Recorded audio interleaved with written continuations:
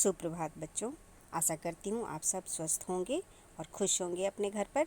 आप सभी का मेरे चैनल विद्या निकेतन पर बहुत बहुत स्वागत है। बच्चों, अभी कुछ दिनों पहले ही मैंने अपने चैनल पर पत्र लेखन और निबंध लेखन भी शुरू कर दिया है, ताकि मेरे चैनल पर आने वाले सभी बच्चों को पत्र लेखन और निबंध लेखन भी मेरे चैनल पर मिल जाए। तो पत्र लेखन जो हमने शुरू किया था उसमें मैंने कई पत्र लिखे थे, और आज जो मैं पत्र आपके लिए लेकर आई हूँ वह है अपने विद्यालय में हुए बाल मेले का वर्णन करते हुए मित्र को पत्र लिखना है। तो बच्चों, जैसा कि मैंने आपको बताया था कि आजकल के ज़माने में पत्र लिखना बहुत महत्वपूर्ण नहीं है, क्योंकि आजकल जो पत्र लिखना या एक दूसरे को संदेश भेजना, ईमेल कर देना, ये सब फ़ोन के माध्यम से ही हो जाता है। लेकिन बच्चों, पत्र लिखना एक कला है, ये भी हमें आना चाहिए।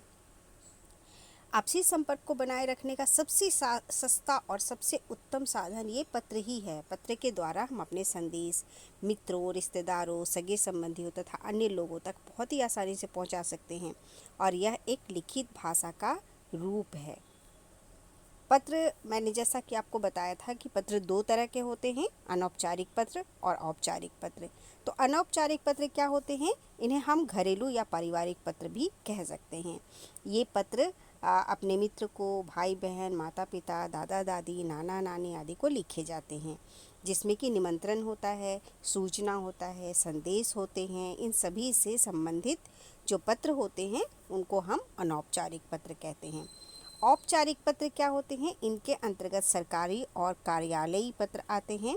अवकाश के लिए, किसी पद के आवेदन के लिए या पुस्तक मंगवाने के लिए, किसी समस्या के समाधान के लिए जो पत्र लिखे जाते हैं, इन सभी विषयों पर जो पत्र लिखे जाते हैं वे सभी औपचारिक पत्र कहलाते हैं।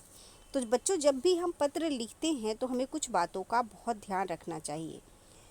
सबसे पहले तो पत्र लिखते समय सबसे ऊपर बाईं ओर अपना पता लिखना चाहिए। उसके बाद पत्र लिखने की तिथि लिखनी बहुत ज़रूरी है। जिस भी डेट को आप पत्र लिख रहे हैं, जिस भी दिनांक को आप पत्र लिख रहे हैं, वो लिखना बहुत ज़रूरी है। यदि औपचारिक पत्र लिख रहे हैं तो जिसे पत्र लिख रहे हैं उसका संबोधन और पूरा पता तिथि के बाद लिखना चाहिए। फिर विषय लिखकर पत्र लिखने का कारण लिखिए। अनौपचारिक पत्र में तिथि लिखने के बाद संबोधन और उसके अनुसार अभिवादन भी जरूर लिखना चाहिए। औपचारिक पत्र में अभिवादन के बाद कुशल मंगल पूछते हुए पत्र लिखने का कारण अथवा आवश्यक बातें भी लिखनी चाहिए। औपचारिक पत्र के अंत में धन्यवाद ज्ञापन के साथ अपना नाम लिखकर पत्र को समाप्त करना चाहिए। औपचारिक पत्र के अंत में पूर्वोत्तर में, प्रतीक्षा में आपका पुत्र, पुत्री आदि लिखकर उनके नीचे अपना नाम लिखना चाहिए।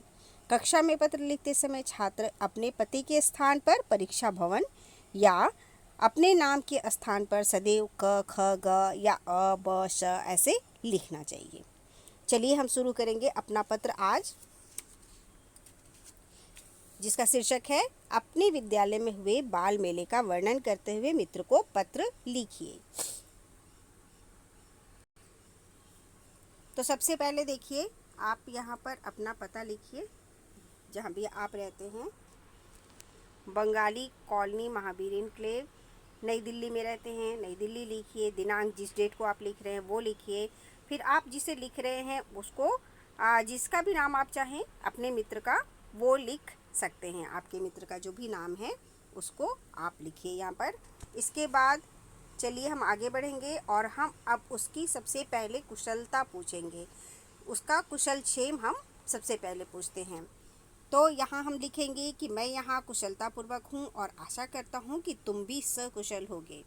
यह पत्र मैंने तुम्हें अपने विद्यालय में आयोजित बाल मेले के बारे में बताने के लिए लिखा है। हर साल आपके स्कूल में बाल मेला आयोजित किया जाता है ना, तो उसी बारे में ये पत्र अपने मित्र को लिखना है और उन्हें बताना है कि ये मेला कैसा था।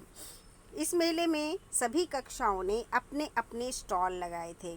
जैसे कि जो बाल दिवस होता है उस समय हम अपने स्कूल में, हम अपने विद्यालय में क्या करते हैं, स्टॉल लगवाते हैं बच्चों से, और बच्चे उसमें अपनी पसंद की चीज़ों को रखते हैं और दूसरे बच्चे उन्हें खरीदते हैं। तो इस तरह का स्टॉल आपने भी लगाया होगा, तो उसी का वर्णन करते हुए अपने मित्र को यहाँ बताना है। स्टॉल खेल और खाने पीने की वस्तुओं के थे।